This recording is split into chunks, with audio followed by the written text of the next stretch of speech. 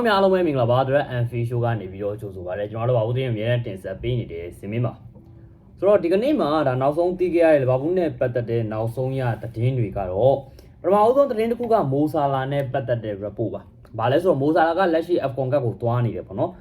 လက်ရှိနောက်ဆုံးသိခဲ့ရတဲ့သတင်းတွေအရဆိုရင်မိုဆာလာကလဘာဘူးအသင်းထံကိုပြန်ရောက်လာချိန်မှာသူ့ရဲ့အသင်းဟောင်းဖြစ်တဲ့ရိုမာအသင်းထံကိုအငှားနဲ့တွားရောက်ကစားနိုင်ပွဲရှိတယ်ဆိုတဲ့သတင်းတွေတောက်လျှောက်ထွက်နေပါတယ်ဒါပေမဲ့ဒါတကယ်ခိုင်မာတဲ့ report တွေမှာတော့မိုဆာလာကဒီရိုမာအသင်းထံကိုအငှားသွားဖို့အတွက်ကလက်ရှိမှာဆိုရင်မဖြစ်နိုင်ဘူးဆိုတာလည်းညင်းထားပြီးတော့အကယ်၍ရိုမာအသင်းထံကိုသွားမယ်ဆိုရင်ဒီယာဒီမှာမဟုတ်ဘဲနဲ့ယာဒီကုံတဲ့အခါကြမှာပဲသူ့အနေနဲ့ကဒါဆော်ဒီကိုမသွားခြင်းမှသာရိုမာအသင်းကိုသွားနိုင်ပွဲရှိကြောင်းဖော်ပြထားကြတယ်ဆိုတော့ဒီနေရာမှာလည်းနောက်ထပ်တစ်ချက်ကပါလဲဆိုတော့ဒါလက်ရှိမှာဆိုရင်လဘာဘူးအသင်းကိုသူပြန်လာတဲ့အခါမှာသူ့ရဲ့နေရာတနေရာကပွဲထွက်ခွင့်ပြန်ရပါအောင်မလားဆိုတဲ့အရာရင်းနဲ့ပတ်သက်ပြီးတော့လေအကယ်၍ပွဲထွက်ခွင့်သာမရဘူးဆိုရင်ရိုမာအသင်းထံကိုအငှားနဲ့ပြောင်းရွှေ့နိုင်ပွဲရှိတယ်ဆိုတဲ့သုံးသက်ချက်တွေတော့တွေ့ထားရတယ်ပေါ့နော်ဒါပေမဲ့ကျွန်တော်ရဲ့မြင်ရဆိုရင်တော့ရိုမာအသင်းကိုမိုဆာလာသွားဖို့အတွက်ကရှာကိုင်တော့အရန်နဲတယ်လို့ပဲကျွန်တော်မြင်ပါတယ်တကယ်ဒါဘယ်လိုပြောမလဲ reporter ကြီးတွေရဲ့ဒါသုံးသက်ထားချက်အရာပဲပေါ့နော်ဒီအကယ်၍သူ့ကိုဒီယာဒီကုံတဲ့အခါမှာလည်းဘာဘူးအသင်းကထွက်ခွာခွင့်ပြုလိုက်မယ်ဆိုရင်သူ့အနေနဲ့က Saudi Club ကိုဒါမသွားခြင်းဘူးဆိုရင်တော့ရိုမာအသင်းကိုပြောင်းရွှေ့ကောင်ပြောင်းရွှေ့နိုင်တယ်လက်ရှိဇန်နဝါရီဈေးကွက်မှာရိုမာအသင်းကိုပြောင်းဖို့အတွက်ကမှဖြစ်နိုင်ဘူးလို့ပဲကျွန်တော်တို့မြင်နေပါတယ်နောက်ထပ်ဒါအပြောင်းအရွှေ့သတင်းတစ်ခုပေါ့နော်လက်ရှိလည်းဘာဘူးအသင်းကနောက်ခံကစားသမားတွေကိုအသေးအတန်ရှာနေတယ်အသေးအတန်ရှာနေတယ်ဆိုတော့ကလည်းဒါသတင်းကြီးအရာသာကျွန်တော်တို့သိရတာပေါ့နော်တကယ်တန်ဟိုထဲဝင်ရှာနေတဲ့ player တော့မရှိပါဘူးဒီနေရာမျိုးမှာလဘာဘူးအသင်းကလက်ရှိမှာဆိုရင် Newcastle အသင်းရဲ့နောက်ခံကစားသမားဖြစ်တဲ့ဒါ Botman ပေါ့နော်ဒါ Steven ဒါ Span Forman ကိုဒါလက်ရှိမှာဆိုရင်စောင့်ကြည့်နေဆိုပြီးသိရတယ်ဆိုတော့ Botman နဲ့ပတ်သက်ပြီးတော့ Botman ကိုလိုချင်နေတာကကိုယ်အသင်းနဲ့တော့မဟုတ်ပါဘူးတကယ်လိုချင်နေတဲ့ player တွေလိုချင်နေတဲ့အသင်းတွေအများကြီးရှိတယ်လိုချင်နေတဲ့အသင်းတွေကလည်းဥရောပရဲ့တကယ်ထိပ်တန်းအသင်းဝင်တွေကြီးပါပဲဆိုတော့အသင်းကြီးတော်တော်များများကဒီကစားသမားကိုစိတ်ဝင်စားတယ်ဒီကစားသမားရဲ့လက်ရှိ market value ကပေါင်ယူရို45တန်ဝန်းကျင်ရှိတယ်ဒါပေမဲ့ Newcastle အသင်းကတော့ Botman ကိုရောင်းချနိုင်ပွဲမရှိဘူးဆိုတဲ့သတင်းတွေတောက်လျှောက်ထွက်နေပြီးတော့လဘာဘူးကတော့ဒီ Botman ကိုဒါစောင့်ကြည့်နေရဆိုပြီးသိထားရတယ်တကယ်သတင်းအရင်အမြင့်တွေမှာတော့ Botman နဲ့ပတ်သက်ပြီးတော့လဘာဘူးကစိတ်ဝင်စားတယ်ဆိုပေမဲ့အရန်ကြီးထက်ထဲဝင်ကြီးလိုက်နေတာမဟုတ်ဘူးဆိုပြီးသိထားရပါတယ်ဘာပဲပြောပေါ့နော်လက်ရှိဒါလဘာဘူးရဲ့နောက်ခံစင်ရင်းတွေကိုထည့်ထားတာကိုကဒါကျေးဇူးတင်ရမယ့်အနေထားပါဘာပြောလက်ရှိမှာဒါလဘာဘူးတင်းရဲ့နောက်ခံနေရာကမဖြစ်မနေပြောင်းလဲရမယ်ဆိုတာကအကုန်လုံးသိထားတဲ့အတိုင်းပေါ့နော်မပြောင်းလဲရင်လည်းဒါမရတော့တဲ့အခြေအနေမျိုးမှာ Botman ကိုစင်ရင်းတွေကိုထည့်ထားရဆိုပြီးတော့သိရတယ်ပြီးခဲ့တဲ့ရက်ပိုင်းတုန်းကလဘာဘူးအသင်းကတောက်လျှောက်ဒါလိုက်ခဲ့တဲ့ဒါလက်ရှိမှာဆိုရင်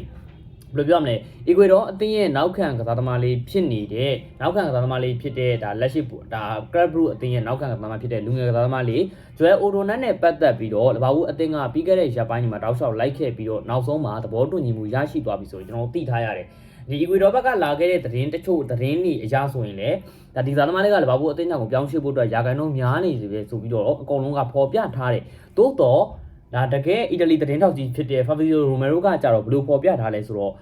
့ဂျွဲအိုဒိုနတ်ကိုလဘာဘူးအသင်းကစိတ်ဝင်စားတာမှန်တယ်ဒါပေမဲ့ဒါအများကြီးဆက်သွယ်ထားခြင်းမရှိသလိုဂျွဲအိုဒိုနတ်နဲ့ပတ်သက်ပြီးတော့ကကြတော့လေလဘာဘူးအသင်းအနေနဲ့ကမ်းလှမ်းမှုတွေပါလေဘာတစ်ခုမှပြုတ်လောက်ထားခြင်းမရှိဘူးဆိုပြီးဖော်ပြထားတယ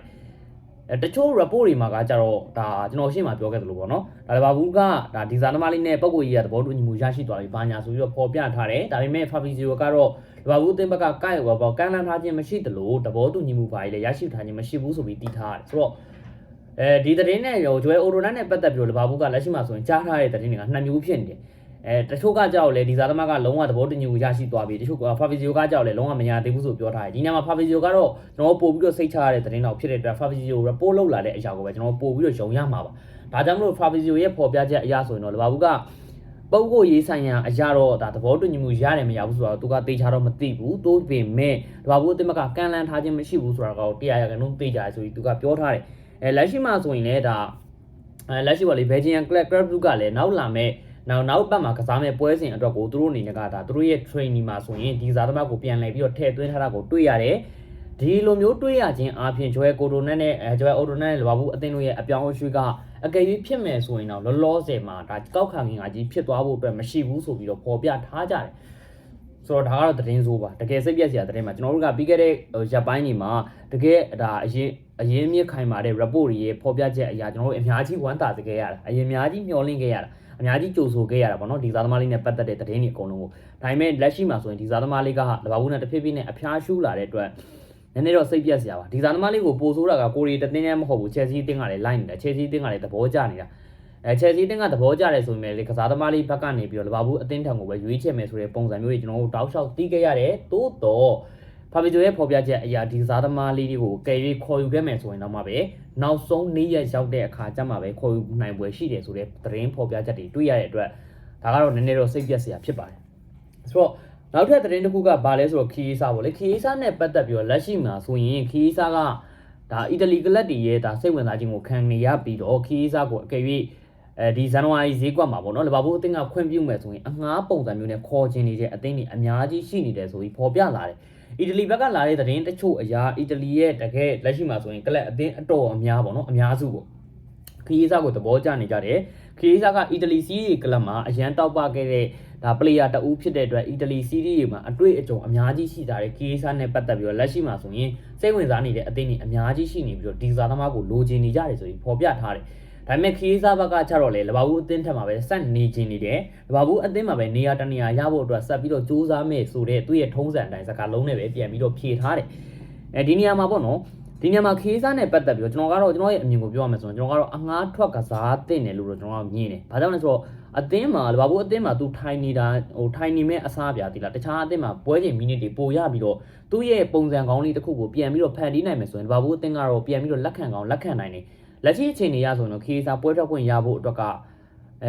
ဘလို့မှမဖြစ်နိုင်ဘူးလို့ကျွန်တော်ထင်တယ်။ပြီးခဲ့တဲ့သူ့ကိုပွဲထွက်ခွင့်တပွဲပေးပြီးသွားပြီ။အဲ့ဒီပွဲမှာသူဘာမှမလုပ်ပြနိုင်ဘူး။အဲ့ဒီအတွက်အာနေတော့ကသူ့ကိုအစောကြီးကမယုံဘူးဗျာ။မယုံတဲ့အရာကမယုံတဲ့အချိန်မှာသူ့ကိုဒါအခွင့်အရေးတစ်ချိန်ပေးလိုက်ရတယ်မပေးခြင်းနဲ့ပေးလိုက်ရတဲ့အခွင့်အရေးတော့အဲ့အခွင့်အရေးတော့မပေးခြင်းနဲ့ပေးလိုက်ရတယ်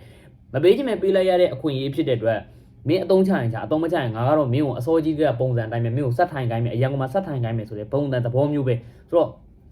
အခွင့်အရေးပေးလိုက်တဲ့အချိန်မှာလည်းဘယ်လိုပြောမလဲခီးစားကဘာမှလုံးဝပြနိုင်ဘူးဒီအတွက်ခီးစားအနေနဲ့ကအသင်းမှာဆက်နေရင်လေဘလောက်ပဲစူးစားသူ့အနေနဲ့ပွဲထွက်ခွင့်ရမယ်လို့ကျွန်တော်ကမထင်ဘူး